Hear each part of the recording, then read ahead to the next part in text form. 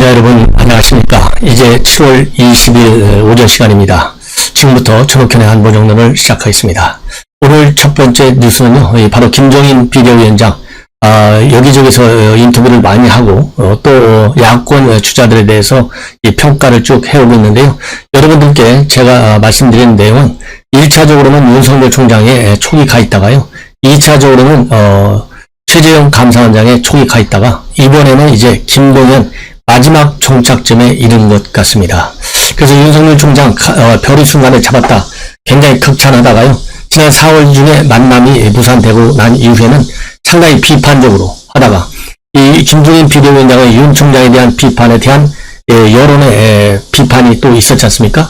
그러다 보니까 살짝 꼬리를 내려서 이 반전은 조금 윤석열 총장 그래도 좀 기대해볼 만하다, 이렇게 해서 4월 이후에 보여줬던 강한 비판에서 이제는 온건한 비판으로 색감을 조금 낮추고 있어요.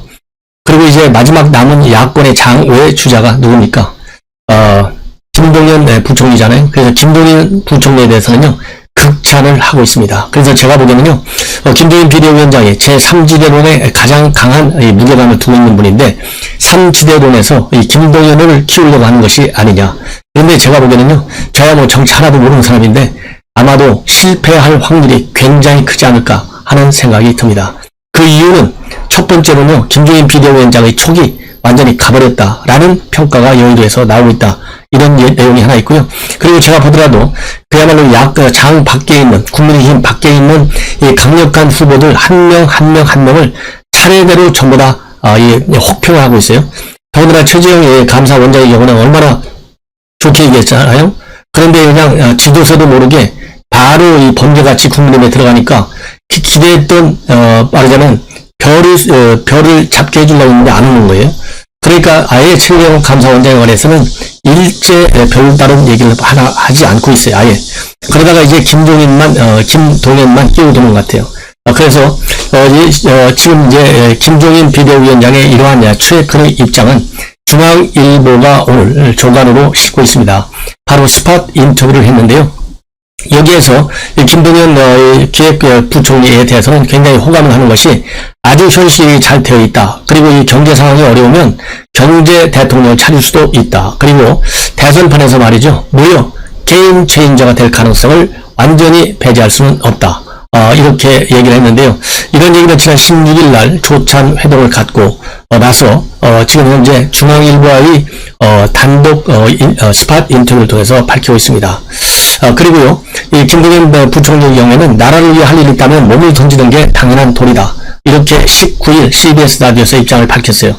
그리고 김종인 비대위원장과 관련해서는요, 또 마찬가지로 서로 극찬하고 있어요. 미래, 경제, 글로벌에 대해서 생각을 같이 한다.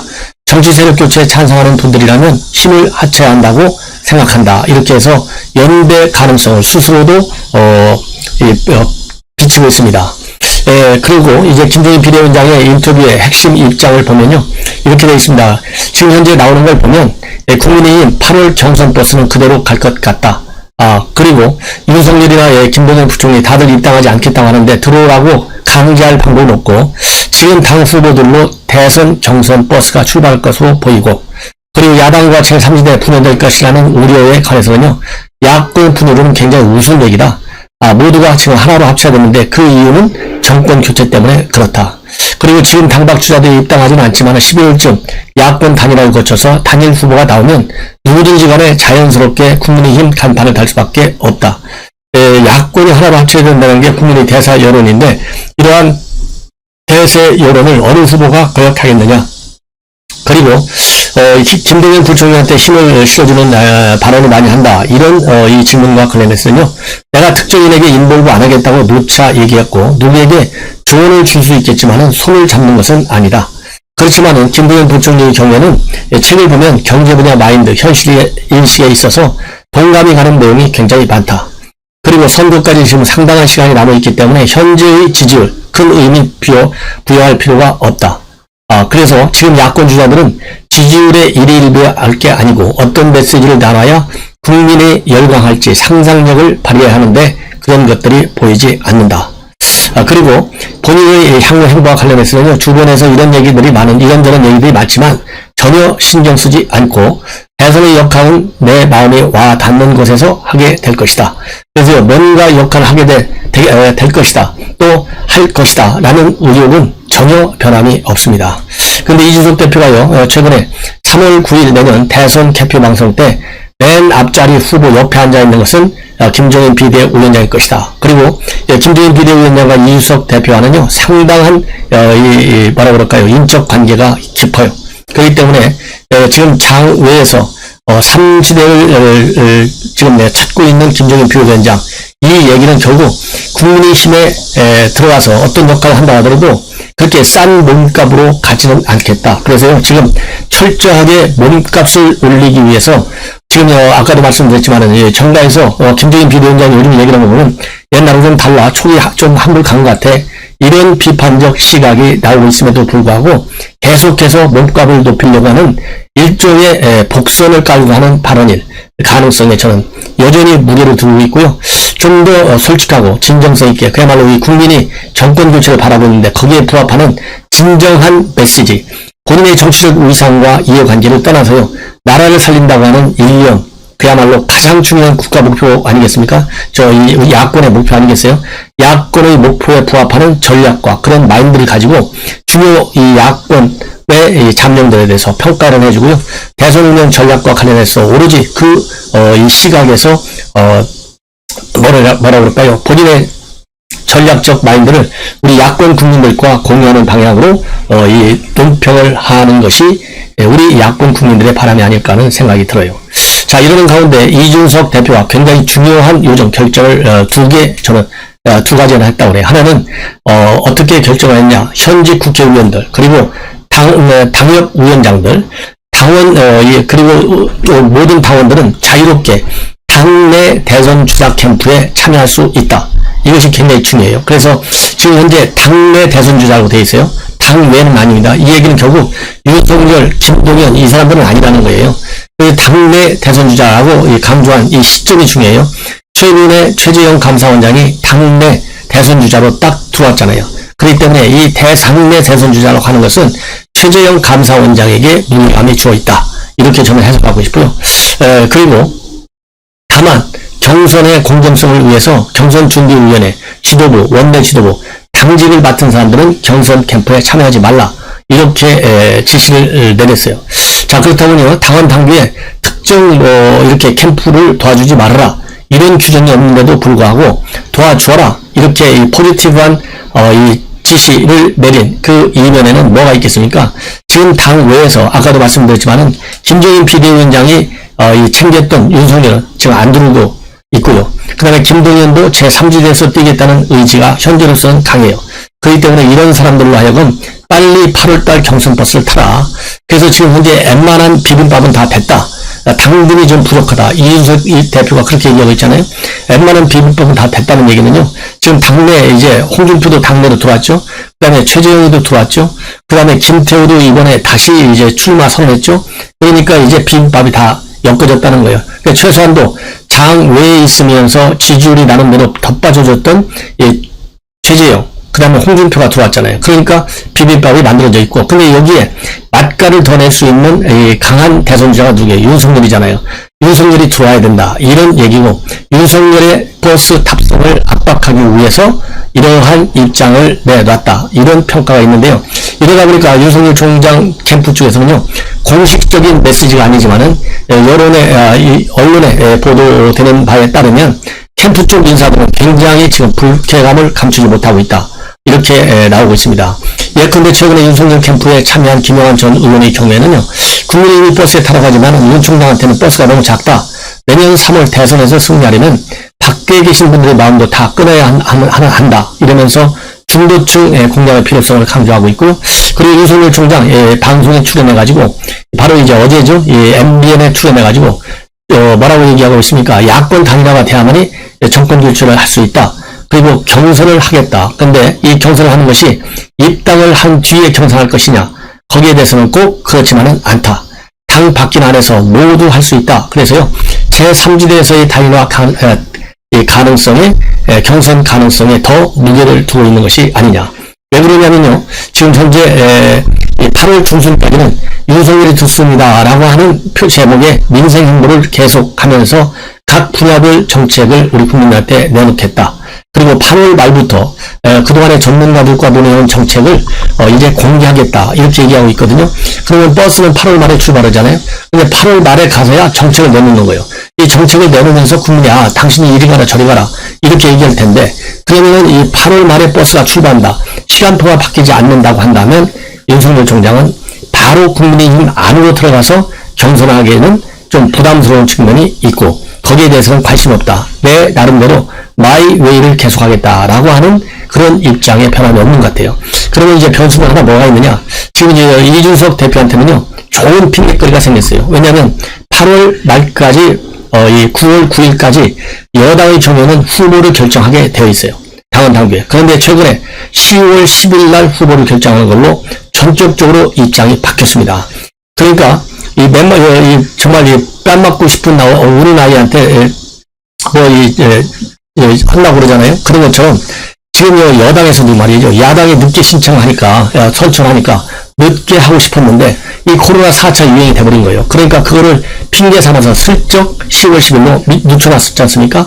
그렇기 때문에 이준석 대표 입장에서도 8월 버스 경선 버스 예정대로 딱 출발한다 이렇게 누차 반복해 왔지만 말이죠, 이준석 대표한테는 뭐가 있느냐, 첫째로는 여당이 10월 10일로 바꾼 거예요. 그 다음에는 또 마찬가지로 코로나 사태가 지금 있는 거예요. 제가 보기에는 오늘이 7월 20일인데 코로나 사태가 한 달 내에 얼마만큼 좋아지겠습니까? 좋아진다 한들, 그리고 나빠질 가능성이 저는 더 커요. 왜? 백신이 지금 들어오지를 않고 있잖아요. 백신이 없는데 지금 입만 가지고 우리 국민들한테 속된 말로 사기치고 있는 거예요, 현 정권이. 그렇기 때문에 코로나 사태 8월 말까지 가더라도 획기적으로 개선될 가능성은 희박해요. 그렇기 때문에 지금 여당의 이러한 경선 시기의 변경, 코로나 사태가 8월까지 크게 개선될 가능성이 없다라고 하는 것, 그 다음에는 윤 총장이 끝까지 8월까지 참여하지 않을 경우에는 당분이 없는 버스, 이 손 별로 인기가 없잖아요. 그렇기 때문에 슬그머니 이준석 대표도 시기를 여권의 시기와 비슷한 가게 늦게 출발하는 걸로 연기할 가능성도 있다. 그리고요 또 지금 아까 말씀드린 대로 이러한 이준석 대표의 이 윤석열 총장과 압박과 관련해서요 일부 의원들도 지금 현재 뭐라고 얘기했느냐, 무소속 제3지대 대선 주자를 돕는 것은 이 해당 행위가 될 수 없다. 그리고 당직이 없는 사람은 우리 당으로 끌어들이도록 하는 행위가 권장되어야 한다. 이런 입장을 많이 내놓고 있고요. 그리고 또 이제 국민의힘 측에서는요, 윤 총장을 야권 내부 경쟁 상대로 보는 시각이 강해지고 있는데, 윤 총장이 만약에 낙마할 경우에는 야권 전체가 몰락으로 갈 수 있는 것 아니냐, 이런 경고 메시지를 내놓고 있는 상황입니다.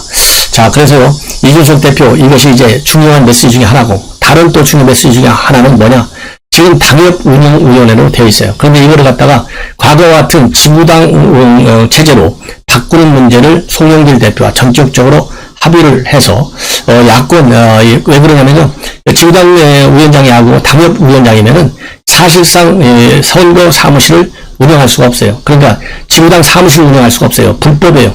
그렇기 때문에 지구당 사무실을 만들어 가지고 선거운동에 일찍부터 참여할 수 있도록 그런 지금 입장도 정해졌다, 이렇게 나오고 있습니다.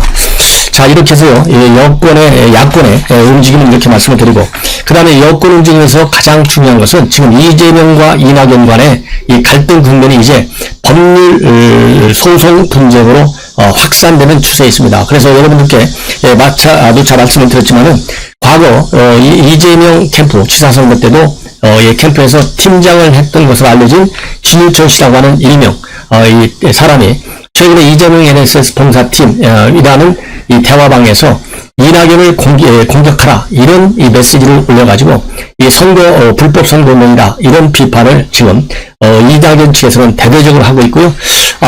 빠르면 이 경찰에 고발하는 방안을 곧 검토 결정할 예정이다, 이렇게까지 나오고 있습니다. 자, 그런데요 이와 관련해서 이재명 측에서는 이 사람은 뭐라 그럴까요? 자기를 이재명 지사는 잘 알지도 못한다. 그리고 이 공식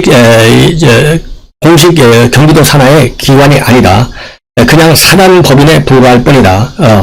그리고 그래서 그렇지만은 문제가 되기 때문에 일단 직위를 해제하고 징계를 했다. 이렇게 얘기를 하면서 이낙연 대표도 만약 이 사람이 이낙연을 공격했다고 친다면 이낙연 캠프 쪽에서도 이재명을 공격하는 거 여기 못지 않다. 이렇게까지 지금 서로 반발하고 치열하게 치고받는 상황에 지금 도달해 오고 있습니다. 그렇기 때문에 이제 경찰에 제가 보기에는 고발할 가능성이 굉장히 클 것 같아요. 고발하면 그야말로 이제 당 내분이 상당히 더 치열하게 전개될 가능성이 큰 것으로 그렇게 보입니다. 그리고 참고적으로 이 사람은요, 이재명을 대통령으로 만들어야 된다. 이런 취지의 글도 올리고 있고, 과거에 2018년도 2월 달에 김혜경 씨 출간 기념회에 참석해서 사진을 찍기도 했고요. 그 다음에 이재명 지사 선거 때, 도지사 선거 때도 사진을 찍은 거, 이거를 갖다가 잘 활용하고 있는 것을, 있는 사람으로 그렇게 알려지고 있습니다. 자, 그래서요, 단순한 지금 이낙연 대표 측에서는 이거는, 인사 문제가 아니라 위법이냐 불법이냐의 문제다. 이렇게 하면서 굉장히 치고받고, 심각한 국민으로 올라가고 있는데요. 이 얘기는 이재명, 지사에 비해서 이낙연 대표에 대한, 지지율이 최근에 급격히 상승해서 5차 범위 내로 좁아들고 있는 것이 크게 원인이 된 것으로 보입니다. 최근에 이 한국사회여론연구소 KSOI 이걸 보면 이재명 27.5, 이낙연 23.9, 5차 범위까지 지금 추적하고 있어요. 그리고 이제는 이 청해 부대 함정의 승조원들의 기부과 관련해서 참 부끄러운 얘기인데요. 세계 역사상 세계 해군사에 유례없는 감염 사태다. 이렇게 지금 알려졌어요. 왜냐하면 82.2%가 지금 감염됐잖아요. 근데 최근에 코로나 사태와 관련해서 감염된 실태 외국 보면요. 루즈벨트 핵항공모함이 2020년도 3월 달에 4,800명 중에 1,100명, 그래서 22%고요. 불란서의 두글호 핵항모죠. 2020년 4월 달에 2,300명 중에 1,080명, 47% 감염입니다. 그런데 이 청해 부대, 여기는요, 82.1%예요. 그래서 해군 사상, 전 세계 해군 사상 유례없는 감염이라는 것이 특징이고요. 참 창피스러운 기록이고, 또 하나 창피스러운 기록은 작전 중에 있는데 승조원 전체가 교체되는 거. 이것도 세계 해군사에 없는 유례없는 이 기록이다. 이런 부끄러운 지금 기록을 낳고 있고요. 제가 보기에는 언론에서 지적은 않고 있지만은 이렇게 이번 문무대왕함 4,400톤급 이런 이 불행한 지금 기록을 만들고 있는데도 불구하고 대한민국의 최고 국군 통수권자인 문재인 대통령 일체 사과 표명이 단 한마디도 없다. 이것도 유례없는 기록인 것으로 저는 생각이 됩니다. 그래서 제가 이렇게 쭉 얘기를 들어보니까 저에게 문자 메시지도 많이 오고 그러는데요. 어떤 분이 이렇게 얘기했어요. 과거 세월호 사건 때 김관진 안보실장 박근혜 전 대통령에 대해서 문재인 대통령이 얼마만큼 센 톤으로 책임론을 부각시켰느냐. 그리고 인천 앞바다 바다낚시 사건 있을 때도 마찬가지였다. 그런데 이번에 대통령이 단 한마디도 안 하는 걸 보면 얼마나 이 중요 현안에 대한 중대 사태에 대한 인지 능력이 희박하고 이 균형 감각이 상실이 됐는지 정말 그 자질과 인성이 의심스럽다. 이렇다고 본다면 문재인 대통령의 가치관, 그 다음에 정책관, 국가관, 그리고 대통령의 정체성까지도 의심하지 않을 수 없는 매우 심각한 군 통수권자의 인식이다. 이런 문제점까지 지적하고 있습니다. 그래서 이런 얘기를 좀 청와대 참모진들만이라도 좀 제대로 인식했으면 좋겠다. 이런 지적을 좀 하고 싶습니다. 다음에는요, 이제 또 이 법조 뉴스를 또 전해드리고 싶은데요. 바로 뭐냐? 박범계 장관이 말이죠. 최근에 뭘 지시했습니까? 최근에 강력한 지시한 게, 바로 뭐냐면은, 이성윤 공소장 유출과 관련해서, 이 감찰을 하라. 이렇게 돼 있어요. 이성윤 김학의 사건과 관련해서. 그런데 이거를 지난 5월 달에 지시했는데요. 지금 7월 중순인데도 공식적으로 발표를 못하고 있습니다. 이거 얼마나 간단하겠어요? 왜 그러냐면, 검찰 내부 망을 봐가지고, 누가 이 공소장을 접속했는지 다 기록이 나오잖아요? 그런데도 발표를 못하고 있어요. 첫 번째로는 하나는 뭐냐? 이미 제출하라고 되어 있는데, 이 통신조회, 말하자면 휴대폰. 지금 검사들이 반발하고 있잖아요. 이게 이미 제출할 거리가 되지 않는다. 법 위반 사항이 아니다. 그래서 지금 거부하고 있다. 이런 보도가 이미 나와 있어요. 그게 하나 있고, 두 번째로는요, 지금 특정인을 그러다 보니까 딱 누가 유출했다라고 특정하기가 굉장히 어려운 상황이라고 하는 거예요. 그 다음에는 또 이 공소장을 누가 연락했는지 찾아보니까 이성윤 중앙지검장의 최측근이 이 열람자 중에 끼어 있다는 겁니다. 그래서 대검에서 그동안 감찰 1과 3과 그 다음에 정보통신과 3개 부서를 집중적으로 투입해서 조사를 했지만은 유출 의심 검사 1, 20명을 압축했지만은 특정할 수도 없고, 그리고 또 이성윤의 최측근 검사, 최근에 지난 2월 달에 검사장으로 또 승진까지 했다고 합니다. 그래서 이 사람은 더군다나 김학의 사건과는 전혀 관계없는 사람이에요. 이게 도대체, 그래서 만약에 이성윤이 최측근이 유출했다.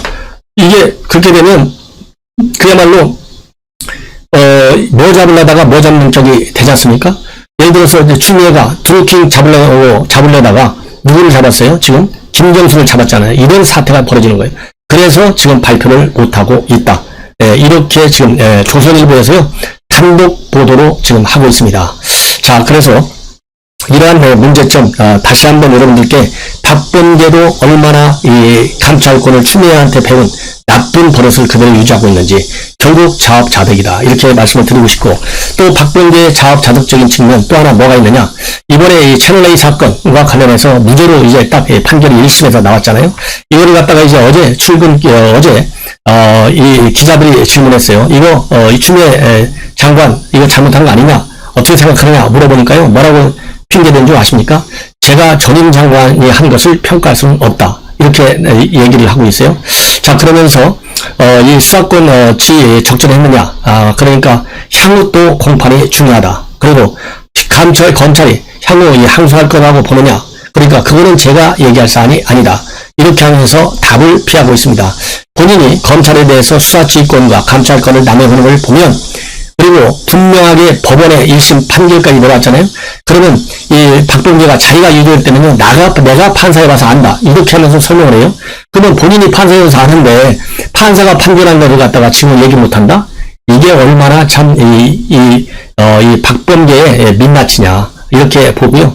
더군다나 박범계가 작년 7월 달에 말이죠, 이 국회에서 뭐라고 얘기했냐면, 수사지휘권을 7월 2일 날 추미애가 발동을 했어요. 손 띄라, 그래서 이성윤한테 넘겨라, 윤석열은 손 띄라, 이렇게 수사지휘권 발동했잖아요. 그 당시에 7월 22일 날 국회에서 뭐라고 대답했냐면, 이러한 추미애 수사지휘권 발동에 관해서 맞장구를 쳤어요.